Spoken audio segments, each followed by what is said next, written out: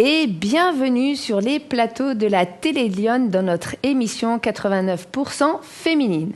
Aujourd'hui, nous allons parler d'un sujet passionnant, le système nerveux, et pour cela, nous allons avoir une experte sur notre plateau d'ici quelques minutes.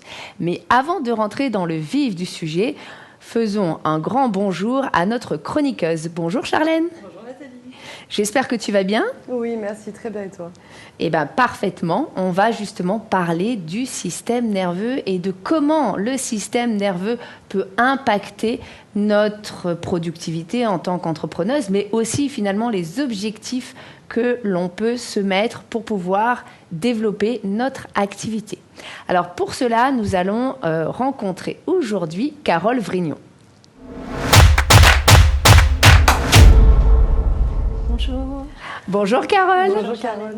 Alors on est ravis de te recevoir, tu es une experte en système nerveux, c'est encore une notion qui est très peu connue en France, on va en parler, mais avant cela, est-ce que tu peux te présenter ?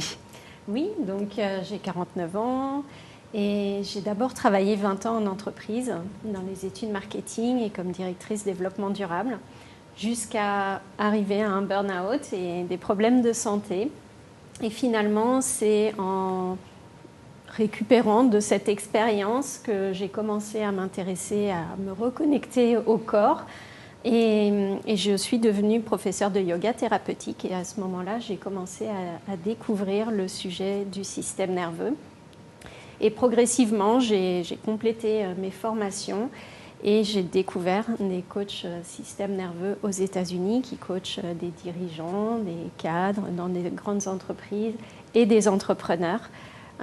Parce que vous allez le découvrir, il y a un énorme impact de ce système nerveux sur notre activité. Et voilà, je suis passionnée de transmettre ces connaissances, les bénéfices que l'on peut en tirer, parce qu'ils nous apportent des bénéfices personnels, mais impactent beaucoup aussi finalement la contribution que l'on peut créer autour de nous.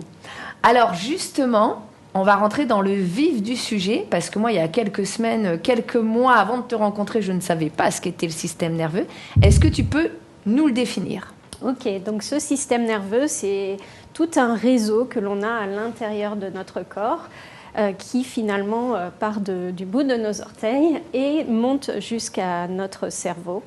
Et ce système, en fait, il vient scanner des millions d'informations par seconde pour identifier si nous sommes en sécurité ou si nous sommes dans des circonstances qui sont une menace pour notre survie. Donc il s'agit vraiment de notre système primitif que les animaux peuvent avoir également, que l'on a depuis, que nous étions des hommes préhistoriques et qui nous a permis de survivre. Et finalement, si on est en sécurité, tout notre organisme, l'énergie de notre organisme est répartie sur nos différents systèmes hormonaux, immunitaires, etc. Et par contre, si on ressent une menace, on va avoir tout notre système qui se met en route, en marche, pour pouvoir assurer notre survie, soit en nous donnant de l'énergie pour pouvoir courir, nous défendre, ou qui nous gèle un petit peu sur place pour qu'on puisse se protéger. Donc il est vraiment très utile. Il a forcément des grosses répercussions sur notre physiologie, sur nos organes, etc. Et on va voir qu'il a aussi beaucoup d'influence finalement sur notre mindset, sur nos décisions, sur nos actions et sur nos résultats. Et oui, parce que souvent, on parle de travailler son état d'esprit, donc travailler son mindset, mais j'ai jamais entendu, en tout cas avant de te connaître, cette possibilité de travailler aussi sur son système nerveux. Donc c'est vrai que tu dis et tu expliques que le système nerveux a énormément d'impact finalement sur tout ce que l'on fait au quotidien et aussi dans la création et la gestion d'une entreprise. Tout à fait. Alors pourquoi est-ce que c'est important pour une entrepreneuse ou un entrepreneur de bien comprendre son système nerveux et d'agir dessus ? Donc effectivement, on entend beaucoup parler de l'idée de changer son état d'esprit. Et je ne dis pas que ça ne sert à rien, il y a vraiment un intérêt à changer ça. Mais ce qui compte le plus aussi, c'est comment on se sent pour mettre en place ce nouvel état d'esprit. Et si notre système pense que c'est une menace, parce que notre système, il n'a pas forcément été habitué à ce mode de fonctionnement, eh bien, il va se mettre en activité comme si on était face à un lion. En fait, notre système, il n'a pas la capacité d'identifier une menace vraiment pour notre survie qui est réelle ou perçue. Et donc, prendre la parole, faire un lancement d'une offre, avoir prospecté, tous ces aspects-là peuvent être il peut y avoir des programmations dans notre système nerveux qui amènent à percevoir ces circonstances comme dangereuses pour notre survie, pour notre système nerveux.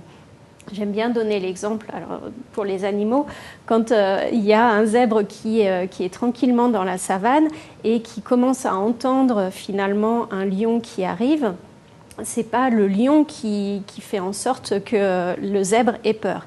C'est l'interprétation des sons, des circonstances que le zèbre va entendre qui amène son système à lui donner de l'énergie pour pouvoir s'échapper. Le lion, il préférait que le zèbre il reste tranquillement et qu'il n'ait pas à courir pour aller l'attraper. Mais c'est exactement la même chose pour nous. Ce n'est pas de prendre la parole qui crée ce stress, mais c'est l'interprétation de notre système nerveux qui perçoit être vu, être entendu, peut-être faire des erreurs, peut-être être jugé comme une menace pour nous. Et là, en fait, tout notre organisme se met en état d'alerte. On va avoir des émotions, on va avoir des pensées qui vont être influencées par ça. Et donc forcément nos actions, notre voix, tout est influencé avant tout par le corps. Et effectivement, le corps transmet plus de 80% des informations qui circulent à travers nos pensées conscientes. D'accord. Donc, quand on change notre mindset, on touche finalement que 20% de la partie vraiment de notre mental, alors que de travailler sur l'état de notre système nerveux nous permet de changer plus de 80% de nos pensées. Donc on va là quelque part à la racine Exactement. du problème ou à la racine en fait du fait pour pouvoir agir de manière plus pérenne sur tout notre corps mais aussi sur notre état d'esprit. Exactement, parce qu'il faut savoir que notre système nerveux va toujours privilégier un enfer familier à un paradis inconnu. Quand c'est familier, ça lui demande moins d'énergie. Les schémas neuronaux, qui ont pu être expliqués aussi dans votre présentation sur les neurosciences, ils sont habitués à ce format-là. Donc changer ça demande de l'énergie à notre corps. Il privilégie toujours la manière d'économiser de l'énergie et donc le non-changement. Et même si c'est une situation inconfortable, il va nous amener à privilégier ça. Et c'est comme ça qu'on peut rester dans un job qui est toxique ou qu'on peut être dans le faire, ce qui est le cas de beaucoup d'entrepreneurs. Parce toujours plus. Voilà, je sais que en ayant travaillé en entreprise avec des horaires à rallonge, j'ai reproduit le même mode de fonctionnement au début dans l'entrepreneuriat. Et je sais que c'est le cas de beaucoup d'entrepreneurs, d'y aller très tôt le matin, même si c'est chez soi, et de finir très tard le soir parce qu'on a conditionné finalement notre système comme travailler énormément, faire beaucoup d'heures. C'est la règle de sécurité pour notre système. C'est devenu notre zone de confort, mais aussi de sécurité pour le système. Et oui, et même si on s'épuise en réalité. Exactement. Parce qu'en fait, notre système, il ne cherche pas à ce qu'on soit épanoui. Il ne cherche pas à ce qu'on soit en bonne santé, il ne cherche pas à ce qu'on soit riche ou qu'on ait une grande contribution. Il assure simplement notre survie à partir de ces programmes qui se sont vraiment inscrits dans notre système depuis notre enfance, avec les expériences que l'on a vécues. Et il y a aussi un peu de transgénérationnel. On voit qu'il y a finalement des expériences, pour les femmes en tout cas, il y a beaucoup de conditionnements qui ont été ancrés chez les femmes, dans les systèmes nerveux des femmes au fur et à mesure des années. Et en fait, on se retrouve finalement dans des circonstances où ça vient activer notre système. D'un côté, il veut aller dans une autre direction. mais il ne se sent pas en sécurité. Prendre son indépendance, c'est à la fois, on sait que c'est bénéfique pour nous, et en même temps, le système, il est encore un peu dans le passé. Et c'est ça aussi qui est important de comprendre, c'est quand on commence à prendre en considération son système nerveux, on arrête de reproduire notre passé, puisqu'il est ancré dans ce système. D'accord. Effectivement, tu en parlais tout à l'heure, on voit beaucoup d'entrepreneuses, mais aussi d'entrepreneurs qui n'arrivent pas à décrocher, ni même à prendre du temps pour pouvoir se reposer ou faire des activités qui vont leur être bénéfiques. Oui. À ce moment-là, qu'est-ce que toi, tu peux leur préconiser pour commencer justement à sortir un peu de cette roue de hamster dans laquelle elles se retrouvent ou ils se retrouvent comme quand ils étaient salariés finalement? Oui. Donc, c'est pas un secret, le stress, c'est vraiment le mal du siècle. On est tous stressés, les circonstances extérieures peuvent nous amener à être stressés. Donc, finalement, nos systèmes nerveux, ils sont saturés de cet état de survie. Donc, on s'est finalement presque conditionné à être continuellement dans cet état de vigilance permanent. Et finalement, l'état naturel de notre système, qui est plutôt d'être calme, posé, apaisé, d'avoir de la clarté, est de moins en moins la norme. Et au fur et à mesure qu'on a conditionné notre système à être en vigilance permanente, après des grosses périodes de projet, des périodes intenses, en plus pour les femmes, il y a le foyer, les enfants à gérer, il y a tellement de stress au quotidien que de ralentir est devenu comme une insécurité pour notre système. Et finalement, moi, quand j'accompagne beaucoup de femmes, et quand elles se posent, il y a le hamster qui commence à se mettre en route. Elles ont de l'énergie tout d'un coup pour se lever. Et en fait, c'est exactement comme ce zèbre qui est dans la savane et qui perçoit un lion qui arrive.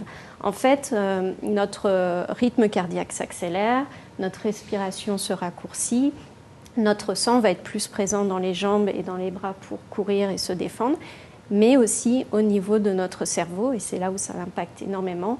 On va beaucoup plus utiliser la partie limbique de notre cerveau, donc qui est vraiment réflexion court terme, plutôt que la partie préfrontale de notre cerveau qui, elle, a la capacité d'être créative, innovante, d'avoir une vision long terme. Et donc le repos, il n'est pas prioritaire parce que c'est la partie limbique qui prend le dessus. Et pour le court terme, il y a toujours à faire. Et c'est sûr, on trouve toujours dans notre to-do list des choses qui ne sont pas faites. Elle est toujours à rallonge, la to-do list, c'est sûr. C'est ça. Et donc, forcément, quand on laisse le système en mode automatique, puisque c'est le cas aujourd'hui d'une grande majorité des personnes, et il n'y a aucun jugement parce que je l'ai vécu et je le vis encore. C'est normal d'être stressé, c'est normal d'être activé par toute la pression qu'il y a. Mais ce qui est important, c'est de pouvoir ramener de la sécurité à ce système pour que l'on puisse avoir le choix des réponses que l'on souhaite apporter face aux circonstances. D'accord. Et quand on veut se reposer, c'est OK, je vois bien que là, il y a mon hamster qui se met en route parce que c'est ce qui me sécuriserait, mais OK, je ramène de la sécurité et je me repose, même si c'est 5 minutes, parce que je sais que c'est bénéfique pour moi, c'est bénéfique pour ma longévité en tant qu'entrepreneur, en tant que maman, en tant que femme. Le repos, on sait que c'est bénéfique et ça va me permettre peut-être d'avoir une super idée à laquelle je n'avais pas pensé quand je suis dans l'action en permanence. D'accord. En tout cas, hyper clair, hyper passionnant, mais concrètement, comment on peut chacune agir dessus ? Donc déjà, il faut savoir que contrairement à notre intellect qui croit qu'il faut se bloquer 1 heure par semaine au moins pour faire de la méditation, que ça va être long, que ça va être compliqué, en fait, quand on commence à comprendre le système nerveux, on s'aperçoit que son langage est complètement différent. Lui, il ne cherche pas à être relaxé, calme ou une to-do list légère. Lui, ce qu'il veut, c'est se sentir en sécurité. Donc, adopter son langage, déjà, ça permet de pouvoir agir efficacement. Ça peut être très court. Plus on agit régulièrement de manière même si c'est court, ça va tonifier notre système à retrouver son élasticité. Moi, j'aime bien donner l'exemple d'un élastique. Notre système nerveux, c'est comme un élastique. Quand il y a du stress, il peut être tendu, et puis quand il y a moins de stress, il retrouve sa forme initiale. Mais si on a tiré continuellement sur l'élastique, mais il n'a plus sa capacité à revenir. Donc en fait, en faisant des petites pratiques neurosomatiques, donc adaptées au corps, adaptées au système nerveux, on vient redonner de la tonicité à notre système nerveux, un peu comme un élastique, pour que, ok, c'est normal quand il y a du stress, ça monte en pression, mais je sais trouver l'équilibre et surtout, je sais retrouver ma forme initiale, mon état initial qui est celui qui nous permet en fait d'accéder à plus de possibilités. Quand on est stressé, on le voit bien, on limite notre champ des possibles. On croit moins en nous. Nos pensées sont assez négatives. On a du mal à déléguer. On veut tout de suite en fait. Tout est urgent, tout doit être fait. Alors que quand notre système a retrouvé sa mobilité, sa flexibilité, en fait, il y a beaucoup plus d'opportunités qui s'ouvrent.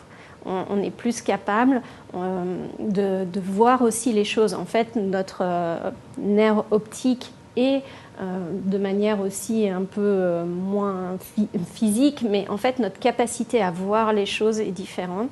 C'est comme notre voix, elle est transformée, nos cordes vocales sont transformées par l'état de notre système nerveux. Donc on n'entend pas non plus les autres de la même manière, donc on n'entend pas forcément les opportunités de la même manière, et les autres ne nous entendent pas aussi de la même manière, parce que nos systèmes nerveux en plus communiquent entre eux. Donc c'est vraiment cette logique du système nerveux, sécurité, y aller par petits pas, comme un fitness, c'est rééduquer notre système à retrouver sa norme et sa flexibilité. On ne veut pas être calme tout le temps, ce n'est pas l'objectif, parce que c'est ce que peut croire le mental, oui. En se disant quand j'aurai fini cette action, après je pourrai me reposer.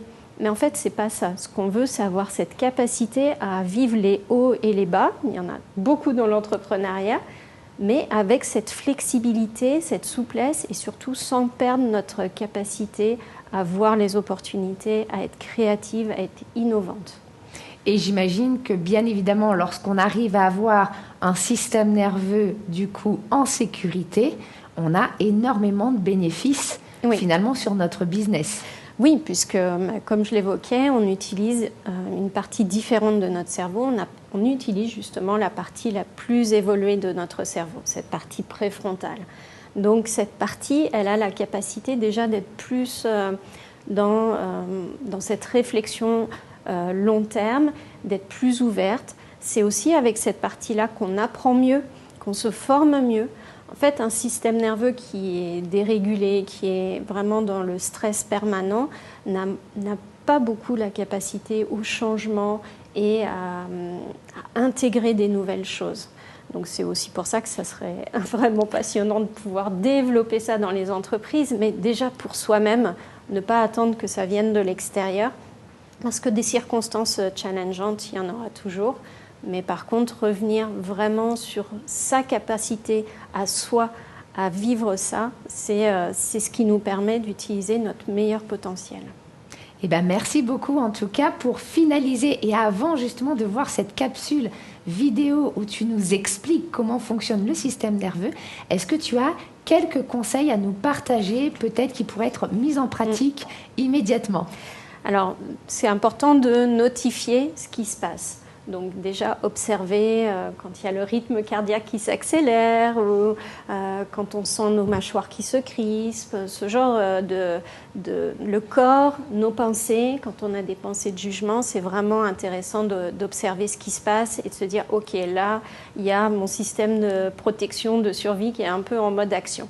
Et après on peut, si c'est ok pour vous, faire une petite pratique. Je peux vous donner l'exemple d'une pratique. Donc déjà, vous observez avant, peut-être en tournant la tête pour voir un peu la mobilité de votre système nerveux. Et ensuite, vous observez votre rythme cardiaque tranquillement, soit en fermant les yeux ou pas. Et vous pouvez poser le bout de la langue sur les dents du haut, à l'arrière, et retourner votre langue pour venir comme pousser le haut du palais avec le bout de votre langue pendant quelques secondes. Vraiment quelques secondes.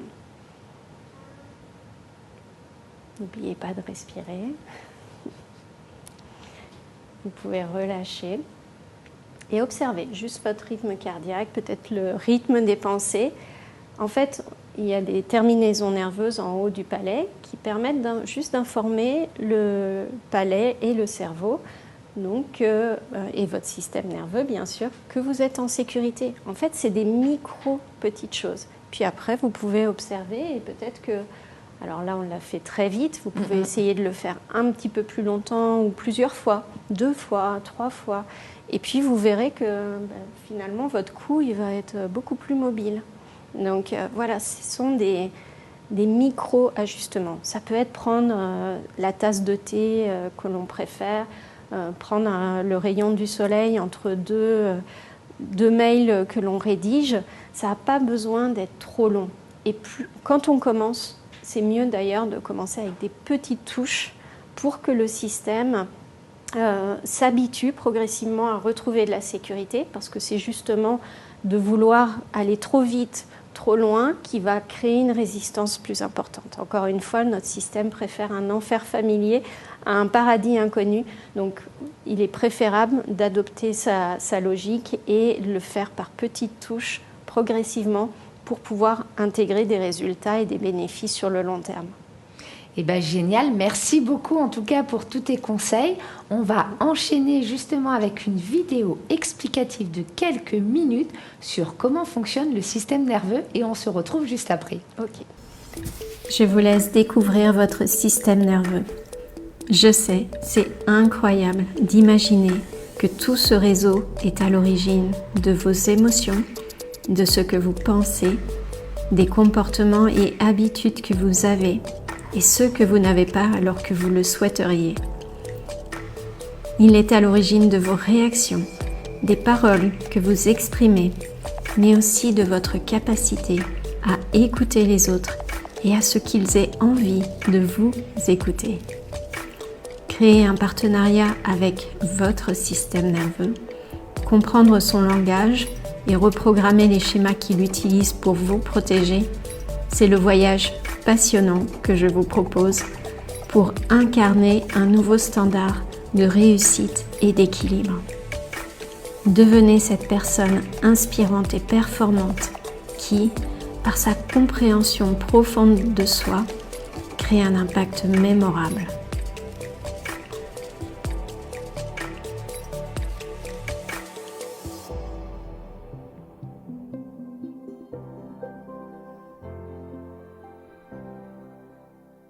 Et bien voilà, donc c'était passionnant. On va finir comme habituellement notre émission avec les conseils du jour. Et donc je te laisse la main, Charlène.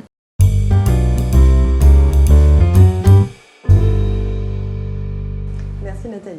Donc je pense qu'on l'aura tous compris, le système nerveux de chaque personne fonctionne de manière différente puisque nous sommes tous différents. Je pense qu'il faut tout d'abord chercher ce qui nous apporte de la sécurité. Lorsque l'on lance son activité et que l'on gère sa propre entreprise, cela génère forcément un stress et donc il faut s'approprier nos tâches et définir nos objectifs en fonction de ce qui nous sécurise et qui soutient notre énergie. Parce que l'entrepreneuriat, c'est un marathon, pas un sprint. Exactement, ça je le dis très très régulièrement. Exactement Nathalie, je reprends ton expression. Lors de moments de pression, je pense qu'il faut donc ajuster et définir nos priorités en fonction de notre propre bien-être.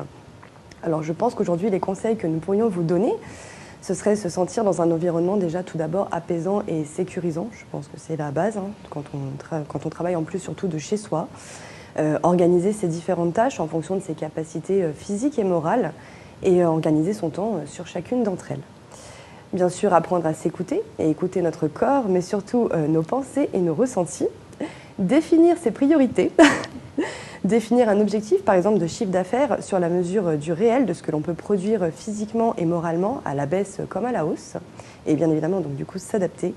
Définir des moments pour soi, trouver des activités et ou moments qui nous apportent du plaisir. Et surtout, ne pas s'oublier.